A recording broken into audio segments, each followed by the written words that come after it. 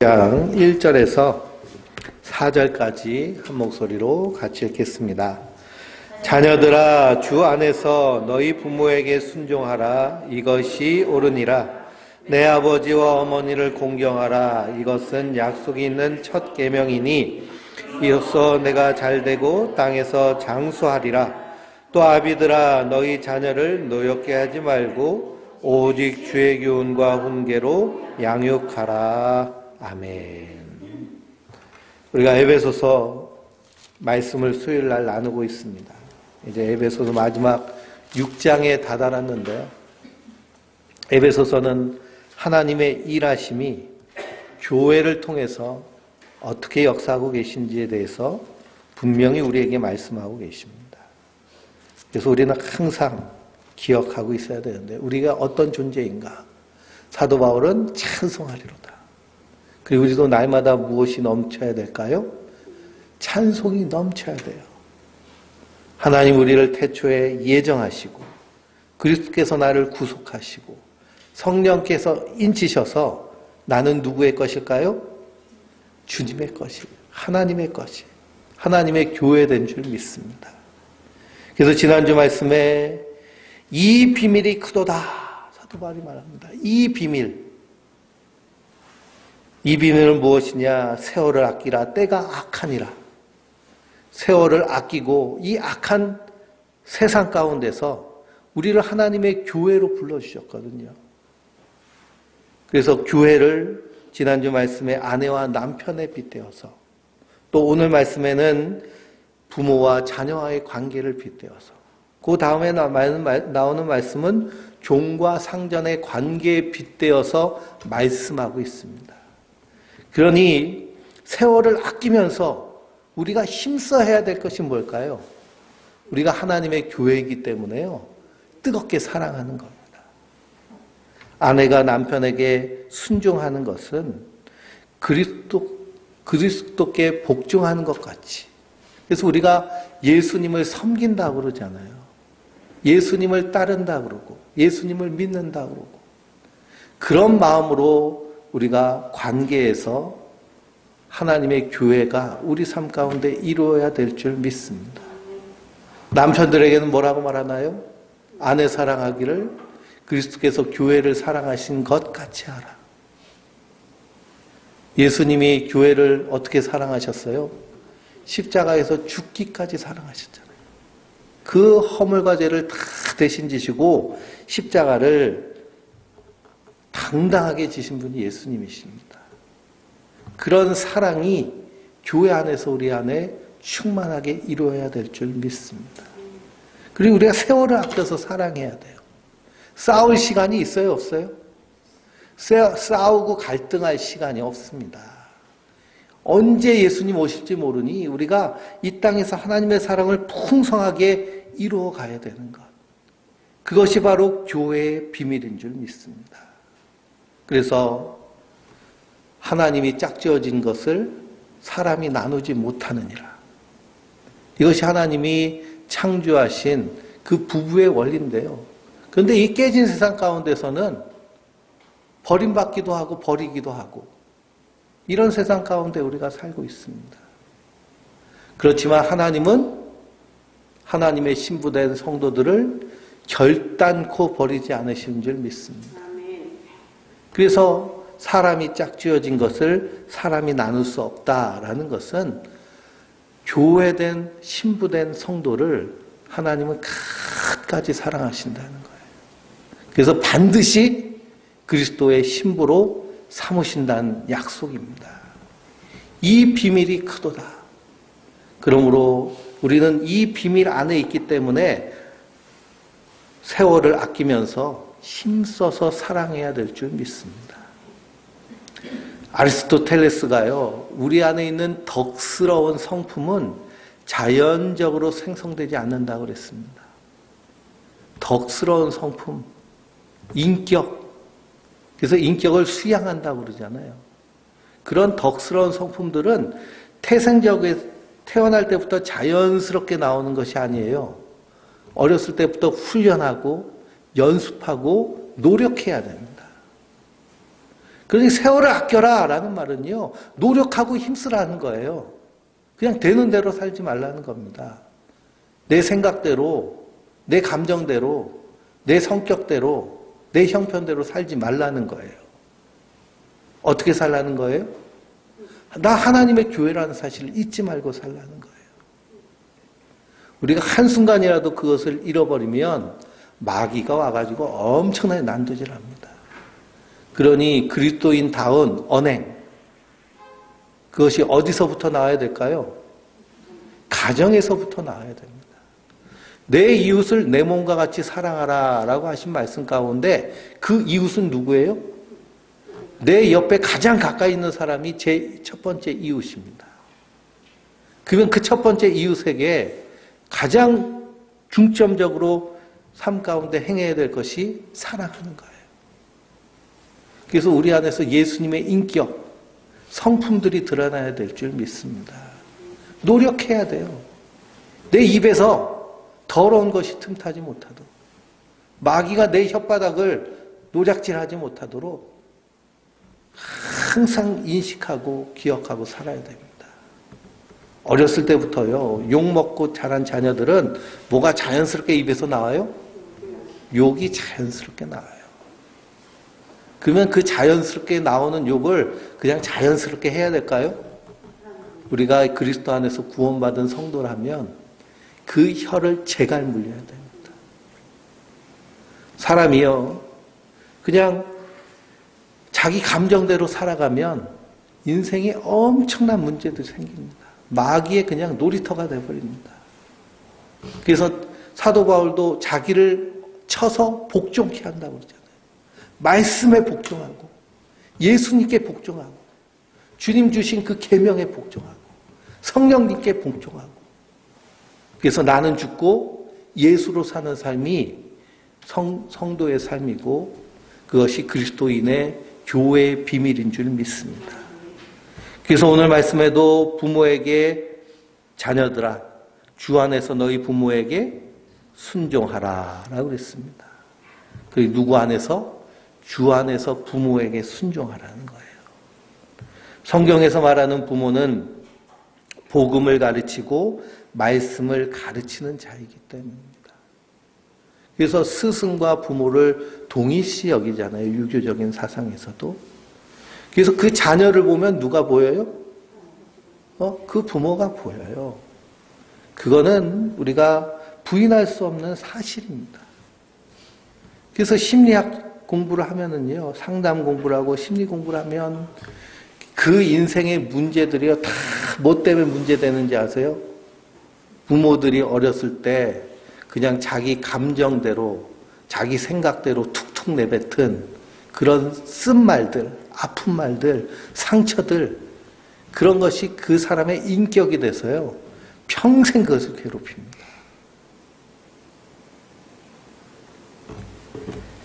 그래서 자녀들에게 주 안에서 순종하라라고 말씀하십니다. 성경은요, 구약은, 율법은 부모를 욕하거나, 안 그러면 부모를 때린 자들은 어떻게 하라고 그래요? 죽이라고 그럽니다. 죽여라. 돌로 쳐서 죽였어요. 왜냐? 부모를 공경하지 않는 자는요, 누구를 공경하지 못해요? 하나님을 공경하지 못해요. 하나님의 아버지시잖아요. 하나님 아버지신데, 그런데 살아있는 육신의 부모를 공경하지 못한 자가 하나님을 공경한다. 그것은 어불성설입니다. 그래서 부모를 공경하는 자에게 하나님 주신 약속이 있죠. 그것이 내가 잘되고 땅에서 장수하리라 라고 하셨습니다. 그래서 기독교는 살아있는 부모에게 잘하는 종교예요.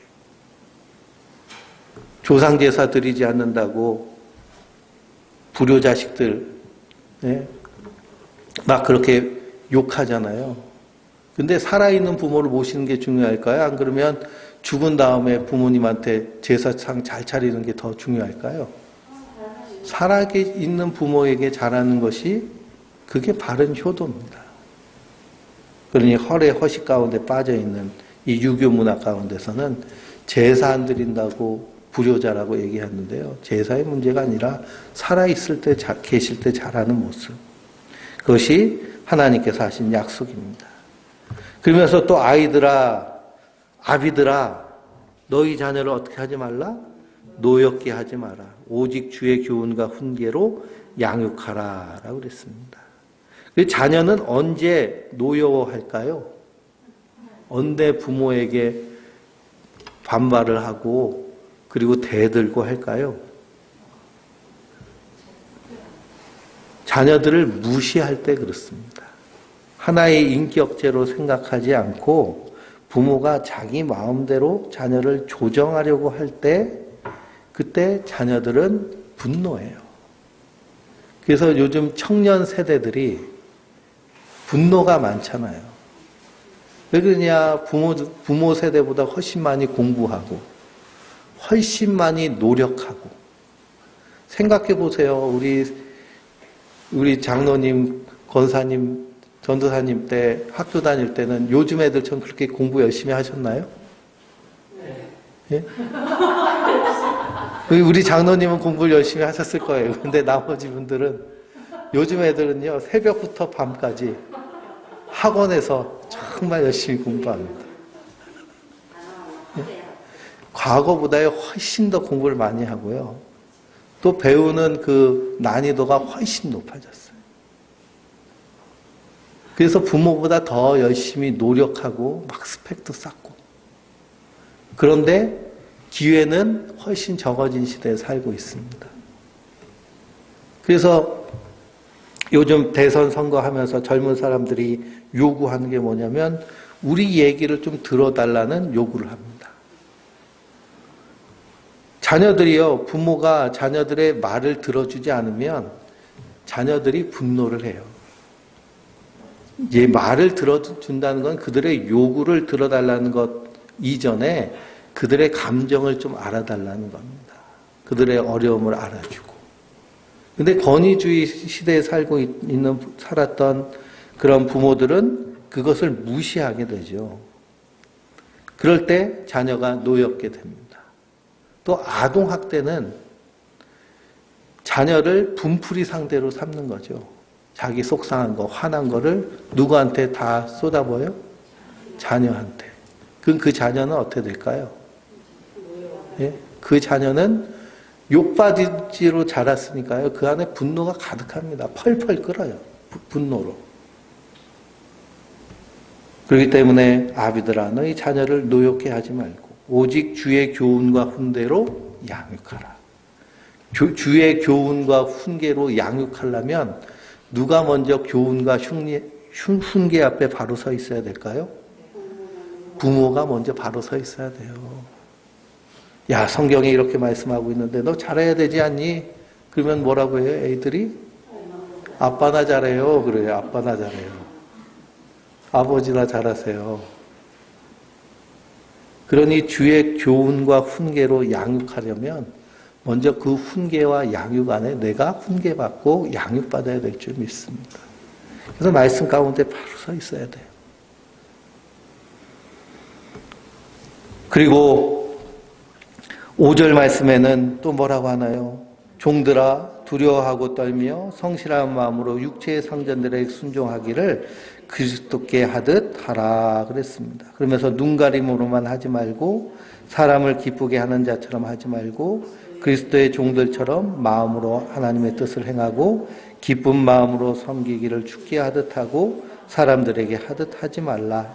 이는 각 사람이 무슨 선을 행하든지 종이나 자유인이나 주께로부터 그대로 받을 줄을 알미라 그랬습니다.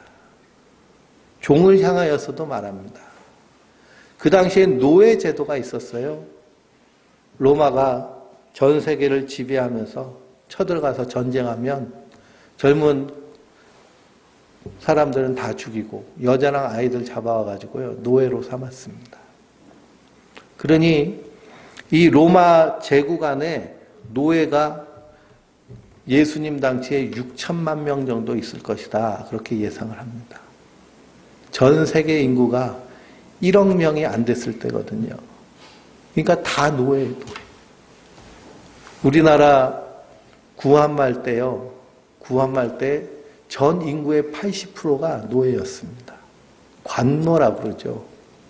그러니 먹을 것 없으면, 농사가 망하면 가지고 있던 땅도 집도 팔아가지고 먹을 걸로 바꿔야 살잖아요. 그래가지고 다 관노가 됐습니다.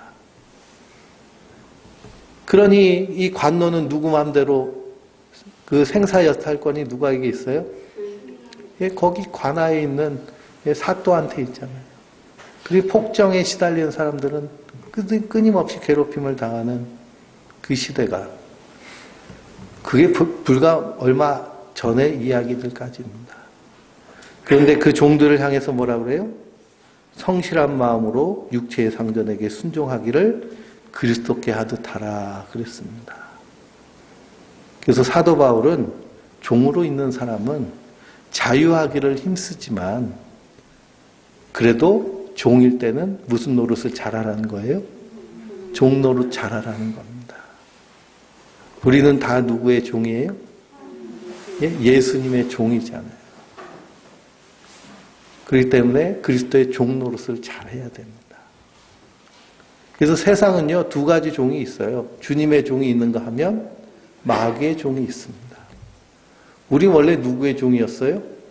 마귀 종이었어요. 근데 우리를 값을 주고 사셔서 하나님의 종, 의의 종으로 삼으신 줄 믿습니다. 그래서 우리는 예수님의 말씀 따라 사는 종이에요. 그렇기 때문에 어떤 마음으로? 성실한 마음. 그래서 종이 가져야 될 덕목은 성실과 정직입니다. 그것을 인티그리티라는 영어 단어로 얘기하는데, 성실과 정직. 대표적인 사람이 누굴까요? 요셉이에요, 요셉. 요셉이 애굽의 노예로 팔려갔습니다. 완전히 불의한 일을 당해서 얼마나 억울하겠어요. 근데 거기서 어떻게 살았어요? 성실과 정직으로 살았습니다. 하나님이 그와 함께 하심에 그가 하는 모든 일이 형통하였더라 그랬습니다. 형통이라는 말은요, 형통이라는 말은 하나님의 뜻이 이루어지는 것을 성경에서는 형통이라고 해요. 그러니 이 요셉이 노예로 팔려가는 것이 누구의 뜻이에요? 하나님의 뜻이에요. 그래서 성경은 요셉이 어떻게 했다고 기록하느냐? 형통했다고 기록하고 있어요. 그러면 우리는 형통한 자일까요? 형통하지 않은 자일까요? 형통한 자예요. 하나님 태초에 우리를 예정하시고 그리스도께서 우리를 보배로운 피로 구속하시고 성령께서 인치셨잖아요. 그러니 나의 삶의 자리에서 주인 되신 예수님의 말씀 따라서 우리가 성실한 마음으로 하루하루 사는 것입니다. 그리고 사람에 대하여서도 죽게 하며 사는 것, 이렇게 살면 하나님 앞에 형통한 삶입니다. 그런데 우리는 우리 인생에 만족해요? 만족하지 않아요? 네? 만족하지 않죠. 만족하지 않습니다. 목사는 큰 교회 목사하고 싶어 하고요.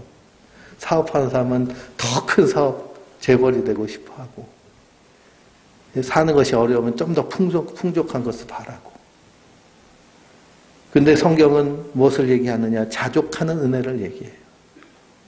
오늘 하루 감사하고 오늘 하루 만족하며 오늘 하루 성실한 마음으로 죽게 하듯 하면 그럼 그것으로 족하다는 겁니다. 그래서 탐심은 곧 우상숭배라고 그러잖아요.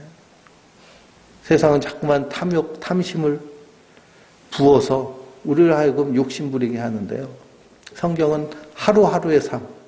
그래서 예수님도 주기도문에서 일용할 양식을 주시옵고, 그래서 내가 오늘 하루 충성하면 하나님께서 내일 더 복된 날을 주실 줄 믿습니다.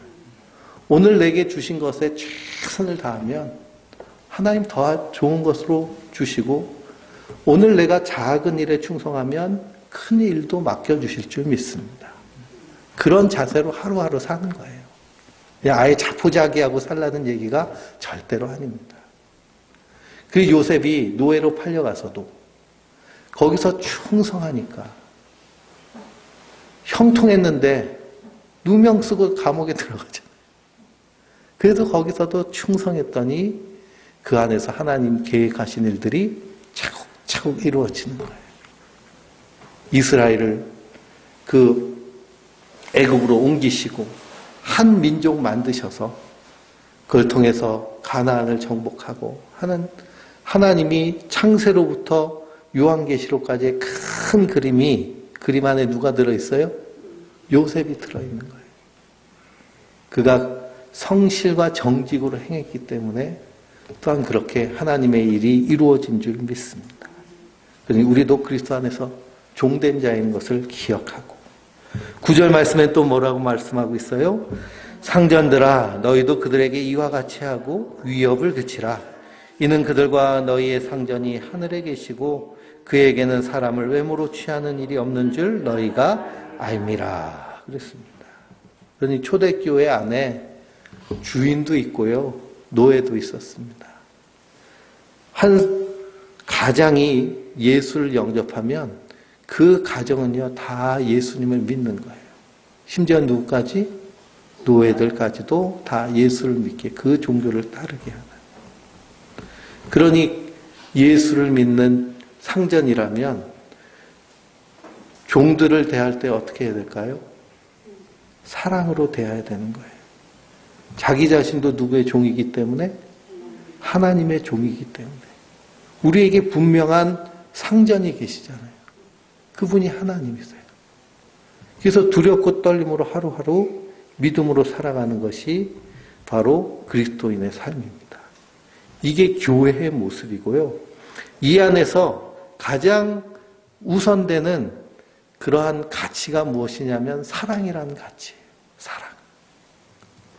그래서 성도는 하루하루를 살면서 사랑으로 사는 자들인 줄 믿습니다. 그러면서 10절 말씀에 한번 읽어볼까요? 끝으로 너희가 주 안에서와 그 힘의 능력으로 강건하여지고 11절 마귀의 관계를 능히 대적하기 위하여 하나님의 전신갑주를 입으라 그랬습니다. 이제 말씀을 다 마무리하면서 우리가 이렇게 그 큰 은혜로 구원받고 그리고 거듭난 새 사람이 되고 하나님의 교회가 되었으니 우리가 힘써 사랑하며 주님 오실 날을 기다리며 주 안에서 주님 주신 힘의 능력으로 강건하여져서 원수 사단 마귀와 싸워서 이겨야 된다는 거예요. 그래서 마귀의 관계를 능히 뭐하기 위해서? 대적하기 위해서. 성도는 이 땅에서요, 구원받은 상태로 편안하게 사는 것이 아니라 영적 전쟁을 하는 삶이죠. 그래서 사도 바울은 성도를 군인으로 엄청나게 많이 비유를 합니다. 이스라엘 백성들이 출애굽했어요. 430년 그 기간 동안 많은 시간을 노예살이를 했습니다. 노예살이하고 출애굽하는데요. 성경은 그들을 뭐라고 기록하였느냐 하면 하나님의 군대라고 기록합니다. 노예들이잖아요. 도망쳐 나오는 노예들. 옛날에 추노라는 드라마가 있었는데 노예가 도망치면은 꼴이 어떨까요? 딱 봐도 아는 겁니다. 형사들이 서울역에서 탁 서가지고 보면은요, 범죄자가 눈에 보인대요. 마찬가지로 노예는 한눈에 보입니다. 근데 하나님 그들을 어떻게 보세요? 하나님의 군대로 보시는 거예요. 마하나임 하나님의 군대. 그래서 성도는 하나님의 군대 마하나임입니다. 누구와 대적해야 될까요? 사단 마귀와 대적합니다. 사단 마귀 헬라어로는 디아블로스, 대적자, 그리고 참소하는 자, 헐뜯는 자, 이게 악한 마귀가 하는 모습이고요. 성경은 옛뱀이라고 얘기합니다. 그래서 12절 말씀에 뭐라고 하나요? 우리의 씨름은 혈과 육을 상대하는 것이 아니요 통치자들과 권세들과 그 어둠의 세상 주관자들과 하늘에 있는 악의 영들을 상대함이라 그랬습니다. 그래서 우리가 하나님의 군사가 되어서 싸우는데 싸움의 대상은 혈과 육이 아니라는 거예요. 혈과 육은 결국 인생, 사람을 얘기하는 거잖아요. 사람과 싸우는 것이 아니라 사람 뒤에서 역사하는 그런 악한 영. 그래서 그 악한 영은 뭐라고 얘기하냐? 통치자, 권세, 어둠의 세상 주관자라고 얘기합니다. 그러니 마귀의 종 사는 사람들 그 뒤에서 누가 통치하고 있어요? 마귀가 통치하고 있고요. 누가 권력을 가지고 있어요? 마귀가 권력을 가지고 있고 이 세상을 그 마귀가 주장하고 있는 악한 영들을 상대합니다. 그래서 다니엘서 10장을 한번 보실까요? 다니엘서 10장.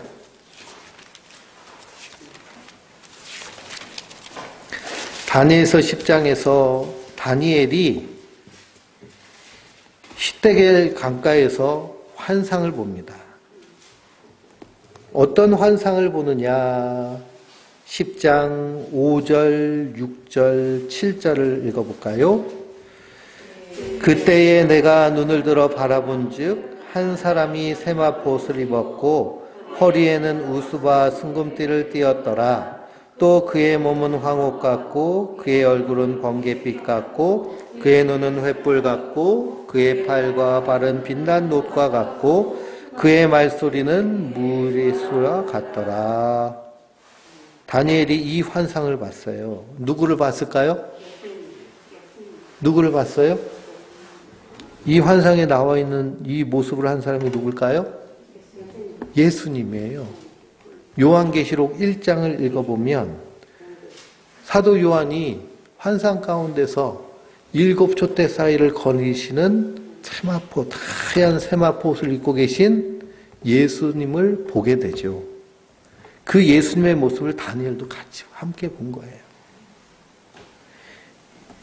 그래서 다니엘은 오실 메시아 그리스도를 본 것이고 요한계시록의 사도 요한은 다시 오실 그리스도를 본 거예요. 다니엘이 이 오실 예수님, 초림하실 메시아를 보고 그리고 다니엘이 하늘을 향해서 기도합니다. 뭐라고 기도할까요? 성경에 나와 있지 않지만요. 예수님 빨리 와주세요. 우리를 구원해 주세요. 이렇게 기도했을 겁니다. 그래서 그 기도를 천사 가브리엘이 듣고서는 그리고서는 하나님의 응답을 전하는 거예요. 12절을 읽어볼까요?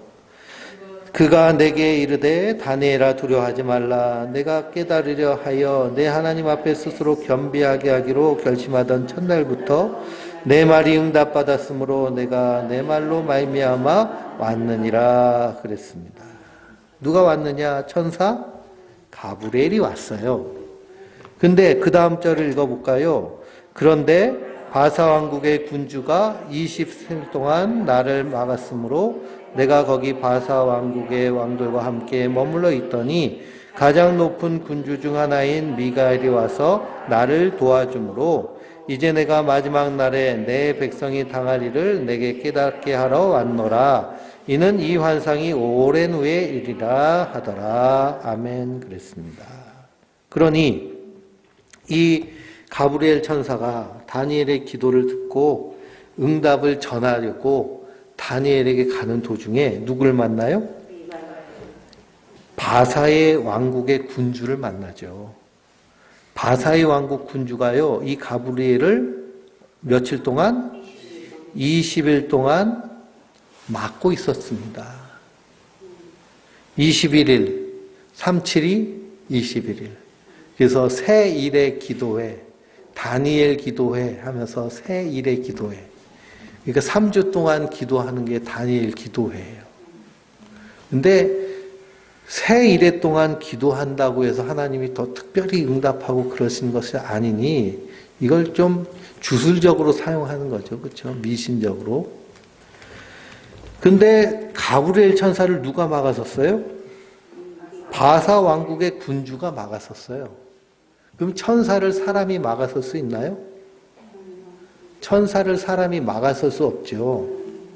히스기야 왕 때에 그때 아수르가 완전히 예루살렘 성을 이렇게 포위했죠. 그리고서는 들어갈 것도 나가지도 못하게 완전히 막았는데 천사 하나가 와가지고 그래서 이 아수르 진영을 훑으니까 어떻게 됐어요? 다 죽었습니다. 하룻밤새 다 시체가 됐어요. 근데 가브리엘은 천사장이잖아요. 그게 사람이 상대할 수 있는 존재가 아닙니다. 그만큼 강력하다는 거예요. 근데 그걸 누가 막아섰어요? 바사 왕국의 군주.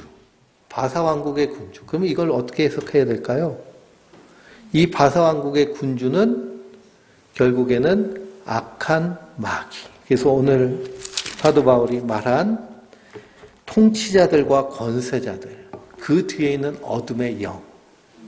그러니 마귀도 어떤 체계를 가지고 있어요? 국가 체계를 가지고 있어요. 군사 체계를 가지고 있습니다. 그러니 마귀를 우습게 봐서는 될까요? 안 될까요?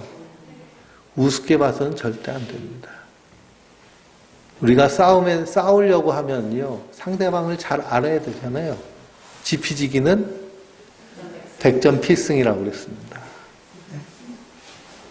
그러니 상대방을 알고 내가 싸울 준비를 해야 되는데 상대방은 어떤 존재예요? 예, 영적인 존재입니다. 권세가 있고요. 그리고 세상을 주관하고 있는 그런 세상에서 지금 왕노릇하고 있는 악한 영 사단 마귀입니다. 함께 싸우려면요, 내 힘으로 싸울 수 있어요? 없어요? 없어요. 그렇기 때문에 사도 바울은 뭐라고 말하고 있나요? 13절 말씀에 그러므로 하나님의 전신갑주를 취하라. 이는 악한 날에 너희가 능히 대적하고 모든 일을 행한 후에 서기 위함이라 그랬습니다. 하나님의 전신갑주를 취하는 거예요. 그러니 이런 악한 영들과 싸우기 위해서는 내가 내 힘으로 싸우는 것이 아니라 내 무기로 싸우는 것이 아니라 누가 주시는? 하나님이 주시는 전신갑주를 입고 싸워야 될 줄 믿습니다. 그 전신갑주를 입고요, 우리가 훈련하며 싸워야 돼요. 훈련하며. 군대에 가면 제일 많이 하는 것이 훈련입니다. 새벽부터 밤까지 훈련해요. 훈련을 많이 받으면 많이 받을수록 정의 부대가 됩니다. 성도도 말씀으로 훈련받는 거예요. 그 삶 가운데 말씀으로 도전하며 사는 거예요. 넉넉고 살면 안 됩니다. 되는 대로 살면 안 되고요. 형편대로 살면 안 됩니다. 말씀과 부딪혀가며 살아야 됩니다. 하나님의 전신갑주가 있는데요. 그래서 그런즉 서서 진리로 너희 허리띠를 띠고 그랬습니다. 허리는 우리 몸의 중심이잖아요. 허리. 그래서 술 취한 사람 제압할 때요, 제일 좋은 방법이 뭐냐 하면 허리춤을 탁 붙잡는 거예요. 붙잡고 흔들면요, 그러면 막 이리 흔들리고 저리 흔들리고 꼼짝도 못합니다. 앞에서 흔들어야죠. 예. 그래서 역도 선수들이 그 아대를 하잖아요. 어디다 해요? 허리에다 띠를 두꺼운 걸 맵니다. 그럼 허리가 딱 받쳐져 가지고 중심이 딱 서 있습니다. 예. 그래서 체조 선수들 이렇게 막 훈련하고 할 때 코치가 어딜 잡아줘요? 허리 붙잡아줘요. 그러면은 넘어지려고 해도 탁 잡힙니다. 중심을 잡을 수 있어요. 그래서 우리 몸의 중심은 이 허리에 있는데요. 이 허리에 무엇을 띄어요? 진리로 허리띠를 띄는 겁니다. 그러니까 우리 중심이 누구로? 진리는 누구예요? 내가 곧 길이요 진리요 생명이니 예수님이 내 허리를 탁 붙잡고 계시는 거예요. 예수님의 말씀이 내 중심을 딱 잡고 계시는 거예요. 우리가 사랑을 하는 것도 중심 있는 사랑을 하는 겁니다. 그 중심은 뭐냐? 예수님의 중심이세요. 그러니 사랑하다 보면요, 내가 사랑한다고 잘을 대해주고 섬기고 친근하게 대하고, 근데 상대방이 오해를 하잖아요. 그런 일이 얼마나 많이 있는지 모릅니다. 사랑을 받을 줄 모르는 사람들이 엄청나게 많아요. 그냥 심령이 완전히 그래서 굳어버려가지고요. 굳어버려서 마음이 도무지 열리지 않습니다. 그래서 사랑에도 단계가 있는데요. 사랑의 단계의 제일 처음이 웰컴이에요. 마음을 여는 겁니다. 그러니까 내가 저 사람과 관계를 좋게 사랑의 관계로 이어가기 위해서 제일 먼저 해야 되는 것이 웰컴이에요. 우리가 물건을 사러 가게에 들어갔는데도요. 주인이 그냥 본체 만족하고 그냥 모른 척하면은 그 가게에서 물건을 사고 싶은 마음이 생길까요? 안 생길까요? 안 생겨요. 그래서 주인이 어서 오세요, 어서 오세요, 물건 보세요 하고 환영해줘야 거기서 물건 볼 마음이 생깁니다. 웰컴 하는 거예요, 웰컴. 근데 웰컴 자체가 안 되는 사람도 있어요. 그 사람들한테 내가 사랑해주고 섬기고 그냥 관심 가져주고 하면 그걸 받아들이지를 못해요. 자기 마음대로 해석해요. 그러면서 그걸 고깝게 여기기도 하고 귀찮다고 그러고 그걸 가지고 뭔가 의도를 가지고 나를 조정하려고 그런 것 아니냐 막 오해를 하죠. 그렇게 반응이 오면 우리 마음은 어떨까요? 예? 상처받죠. 나는 정말 예수님 사랑으로 한다고 했는데. 근데 중심이 예수님께 있으면 우리가 거기에 상처받을 이유가 있어요? 없어요? 없어요. 내가 사랑하는 것이 제가 정말 좋고 제가 좋은 관계를 맺고 싶어서 하는 게 아니라 예수님 나를 사랑하셨을 그 사랑으로 불쌍히 여긴 마음으로 사랑하기 때문에 상처 안 받습니다. 그러니 내가 뭔가 좀 착한 일을 하려고 하는데 상처가 오면 그거는 내 의로 하는 거예요? 예수님 사랑으로 하는 거예요? 내 의로 하는 거예요. 뭐가 잘못됐어요? 중심이 잘못됐어요. 그 진리의 허리띠로 탁 허리를 받치고 있어야 예? 우리가 사랑으로 살 때 마귀가 얼마나 장난질 치는지 모릅니다. 내가 사랑을 행했는데도 상대방이 그걸 받지 못하게 막 하잖아요. 중심에 예수님이 탁 붙잡고 있으면 거기에 흔들리지 않아요. 그래서 불도저처럼 끝까지 사랑할 수 있습니다. 그 사랑에 굴복하게 만드는 거예요. 그 사랑에 완전히 압도되게 만드는 거예요. 우리가 그렇게 사랑받았기 때문에 예수 믿은 줄 믿습니다. 그 중심 있는 사랑. 그래서 진리로 허리띠를 탁, 허리를 그냥 띠를 대충 걸치는 게 아니라 어떻게 하는 거예요? 막 조이는 거죠. 그래서 내 허리를 동이라 그러잖아요. 이스라엘 사람들은 치마 같은 옷을 입고 있기 때문에 일하려고 그러면 어떻게 해요? 치마춤을 걷어가지고 허리에 탁 묶습니다. 옛날 우리 한복 입고 치마 저고리 입고서는 다니시던 분도 일하려면 어떻게 돼요? 허리를 꽉 묶잖아요. 그렇게 예수님으로 허리를 꽉 붙잡혀 있어야 될 줄 믿습니다. 의의 호신경을 붙여야 돼요. 호신경은 뭐냐? 가슴에 이렇게 다는 갑옷입니다. 그래서 화살이 날라와도 갑옷이 든든하면 그러면은 화살이 튕겨나가죠. 그래서 우리 중요한 장기들을 보호하는 거예요. 근데 그 호신경이 무엇으로 만들어져 있어요? 의로 만들어 있어요. 우리의 의 대신 예수 그리스도로. 우리는 하나님의 의를 덧입은 자입니다. 의롭지 않으면 어디가 상할까요? 의롭지 않으면 양심이 상합니다. 떳떳하지 못하면은요, 캥기는 게 있으면 벌써 말부터 자신감이 없어요. 그러니 복음을 전하는 건 얼마나 당당하고 떳떳한 일이에요.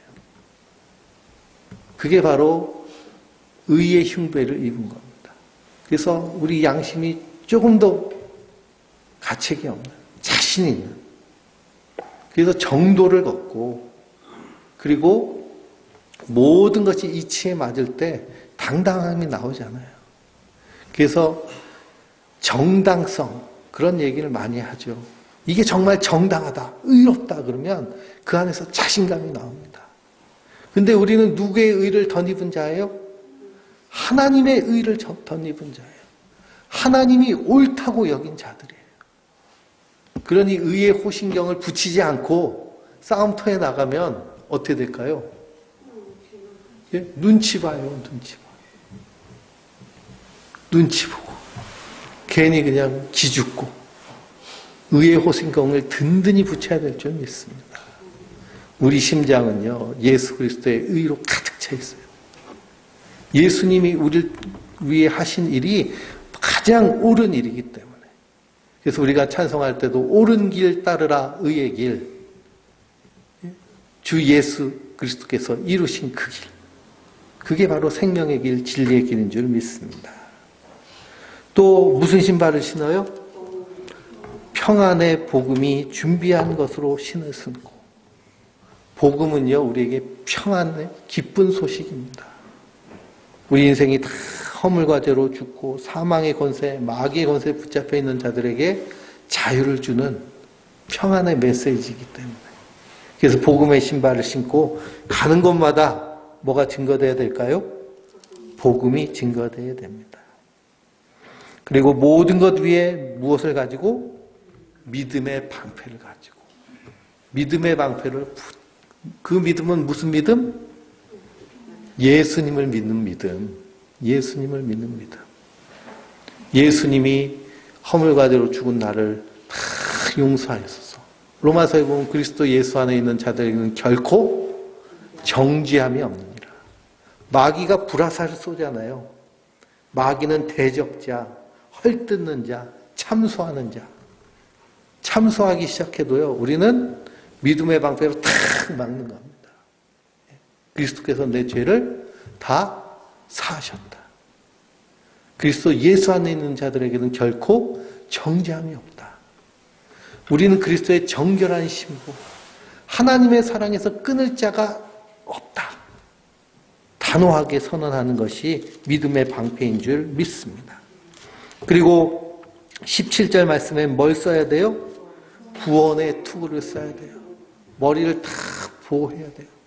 그리스도께서, 하나님이 우리를 예정하시고 그리스도께서 우리를 구속하시고 성령께서 우리를 인치셨다라는 이 구원의 투구를 탁 쓰고 우리가 날마다 주장해야 될 줄 믿습니다. 하나님을 향해서도 주장하고요. 나를 향해서도 주장하고. 하나님 나를 구원해 주셨잖아요. 구원받은 백성으로 당당하게 살도록 내게 인도해 주세요 하고 하나님께 당당히 구해야 될 줄 믿습니다. 나를 향해서도 주장해야 돼요. 쫄지 마라. 두려워하지 마라. 강하고 담대해라. 무엇을 먹을까 무엇을 입을까 염려하지 마라. 이는 누가 구하는 것이래요? 이방인들, 예수 믿지 않는 사람이나 걱정하는 문제라는 거예요.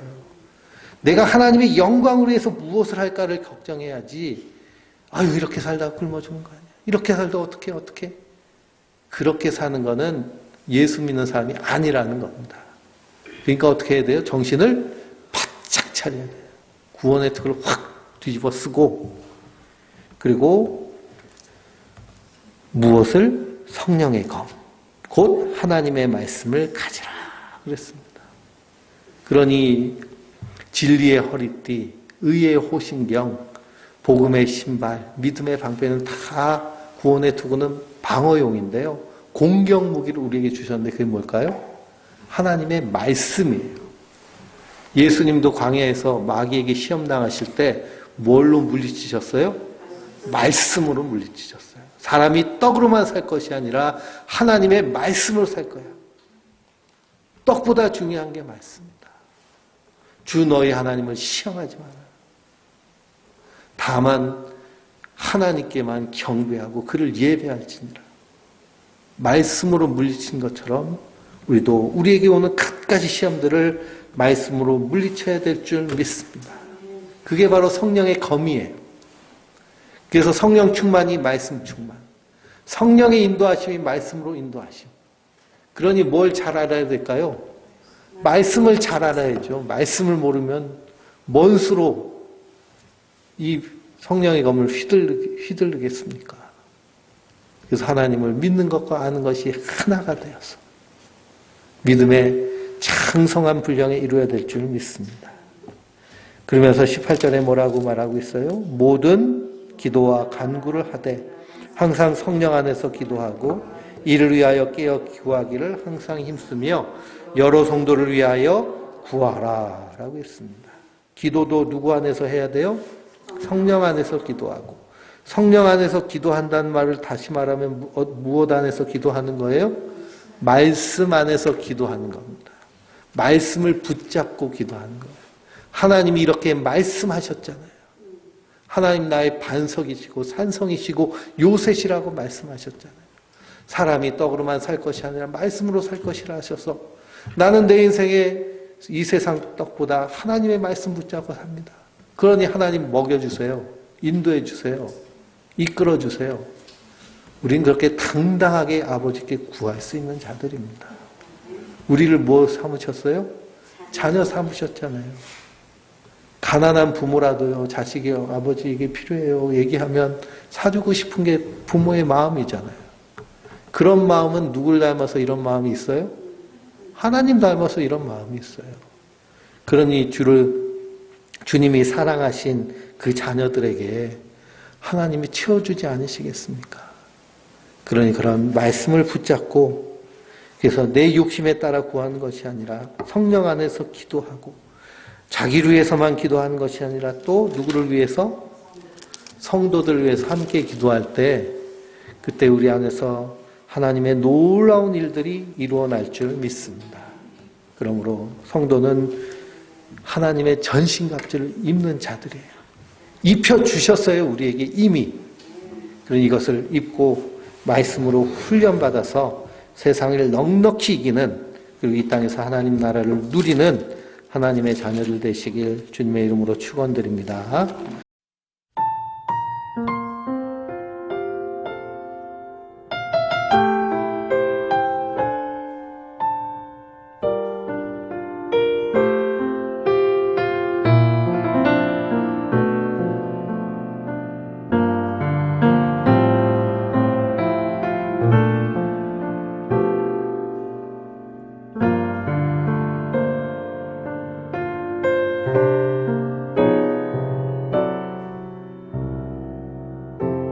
삶의 작은 일에도 그 마음을 알기 원하는 그 길, 그 좁은 길로 가기 원해. 나의 작음을 알고 그분의 크심을 알며 소망, 그 깊은 길로 가기 원하네.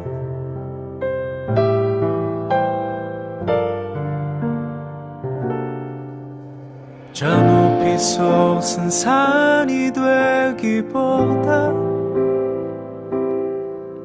여기 오름직한 동산이 되길, 내가 아는 길만 비추기보다는 누군가의 길을 비춰준다면, 내가 노래하듯이 또 내가 얘기하듯이 살길, 난 그렇게 죽기 원하네. 삶의 한 절이라도 그분을 닮기 원하네. 사랑, 그 높은 길로 가기 원하네.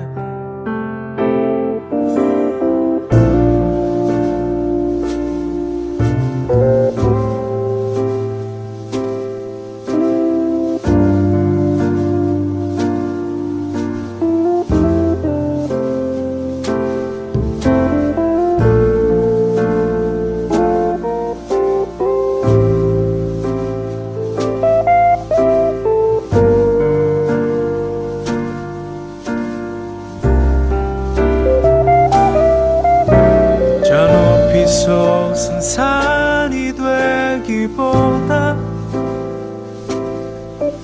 여기 오름직한 동산이 되길, 내가 아는 길만 비추기보다는 누군가의 길을 비춰준다면, 내가 노래하듯이 또 내가 얘기하듯이 살길, 난 그렇게 죽기 원하네. 삶의 한 절이라도 그분을 닮기 원하네. 사랑 그 좁은 길로 가기 원하네.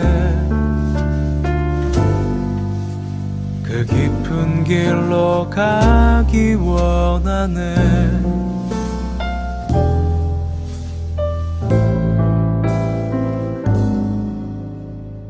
높은 길로 가길